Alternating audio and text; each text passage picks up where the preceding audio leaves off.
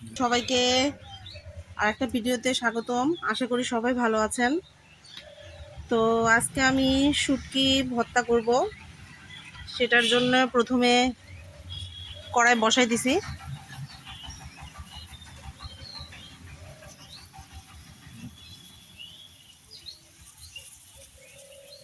কড়াইটা ভালো মতো হিট হয়ে গেলে শুটকিগুলা আগে ভেজে নেব।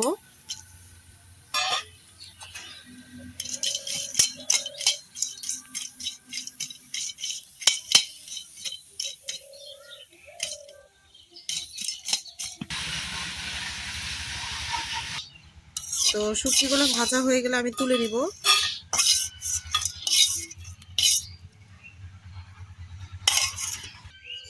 তো শুটকিগুলা এখন আমি একটু গরম পানি দিয়ে ধুয়ে নেব। অবশ্যই গরম পানি দিয়ে ধুয়ে নিতে হবে, কারণ শুটকির মধ্যে অনেক ময়লা থাকে।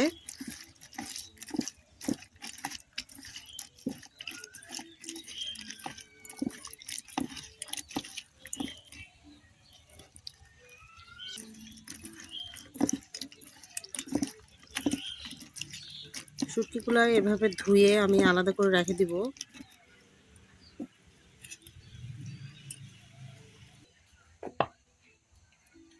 এরপরে শুটকির জন্য পেঁয়াজ রসুন এগুলো আগে ভেজে নিব।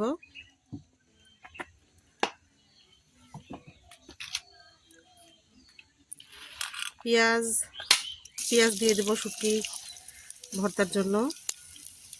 তারপরে রসুন দিয়ে দিব।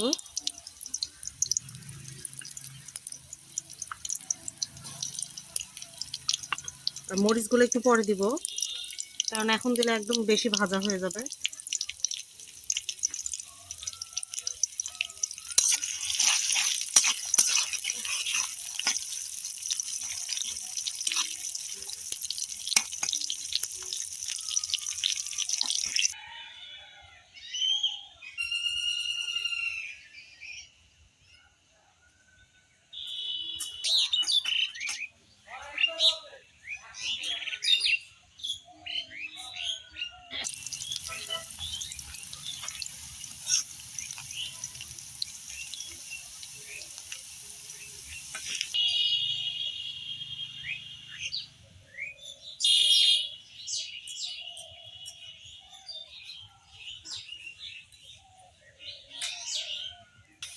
তো পেঁয়াজগুলো এখানে প্রায় লাল লাল হয়ে গেছে, আমি এগুলো তুলে নেই। সাথে তেলটাও একটু বেশি আছে।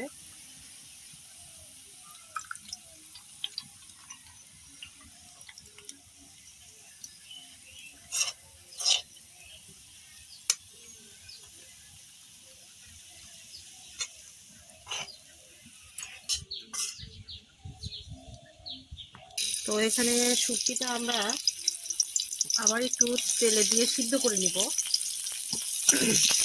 আমরা তখন ভাজে নিয়েছিলাম, আর এখন তেলে দিয়ে শুটকিটা আমরা সিদ্ধ করে নিব।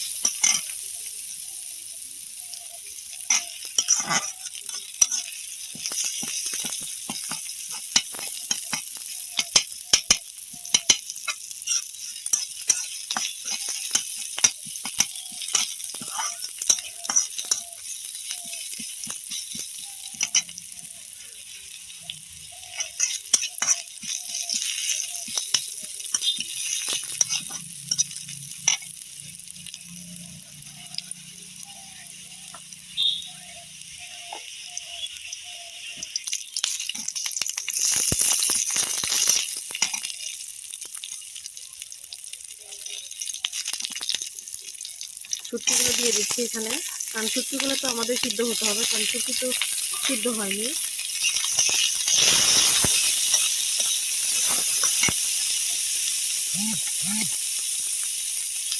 এরপরে এখানে লবণ দিয়ে দিব।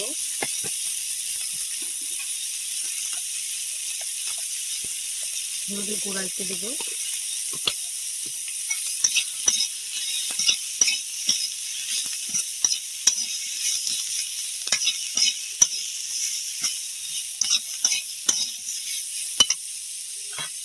দিয়ে একটু পানি দিয়ে এগুলো সিদ্ধ হতে দিব।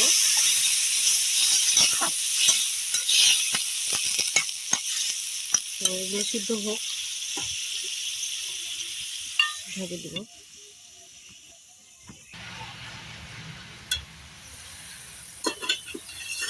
তো এখানে শুটকিগুলো প্রায় সিদ্ধর মতো হয়েছে, আর একটু হবে, তো এখন আর ঢেকে দিচ্ছে না।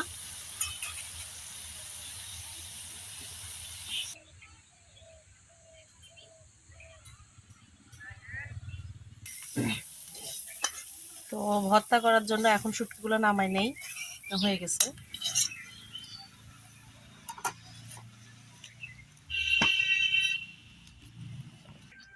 শুটকিগুলো একটু ঠান্ডা করতে হবে, না হলে গরম জিনিস তো পাটা দিতে হয় না।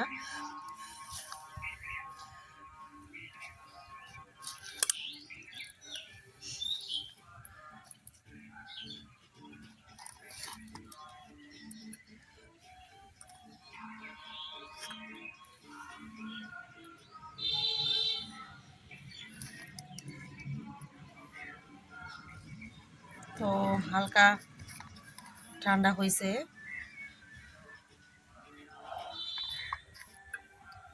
তো শুটকিগুলোর সাথে এখানে আপনারা দেখছেন যে আমি পেঁয়াজগুলা বাটে নিছিলাম, সরি পেঁয়াজগুলা হচ্ছে ভেজে নিছিলাম।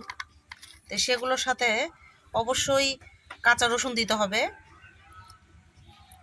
আর শুটকিতে একটু লবণ ছিল, তারপরও আমি একটু লবণ দিয়ে ভাজে নিছিলাম শুটকিটা।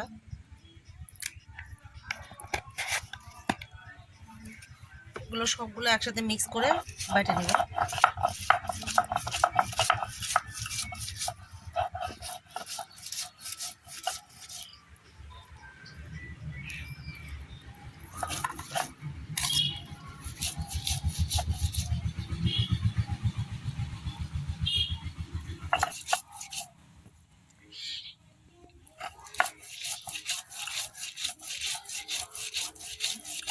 অনেকে কাঁচা রসুন খেতে পছন্দ করেন না, তারা ভাজি করে যে রসুনটা, সেই রসুনটা দিয়েই খাবেন।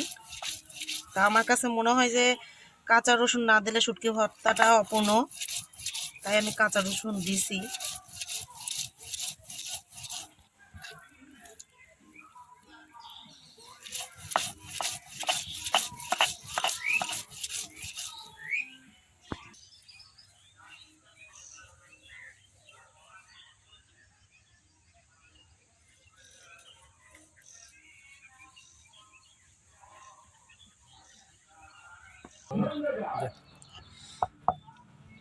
তো শুটকি মাছগুলো বাটা আমার শেষ।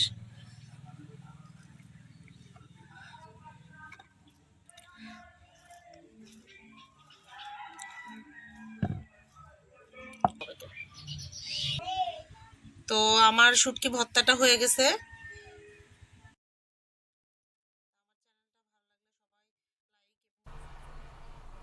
তো আপনাদের যদি আমার ভর্তার রেসিপিটা ভালো লাগে, তাহলে অবশ্যই লাইক কমেন্ট করবেন অবশ্যই। আর চ্যানেলটা ভালো লাগলে অবশ্যই চ্যানেলটা সাবস্ক্রাইব করবেন। আপনাদের সবাইকে ধন্যবাদ সাথে থাকার জন্য। আসসালামু আলাইকুম সবাইকে।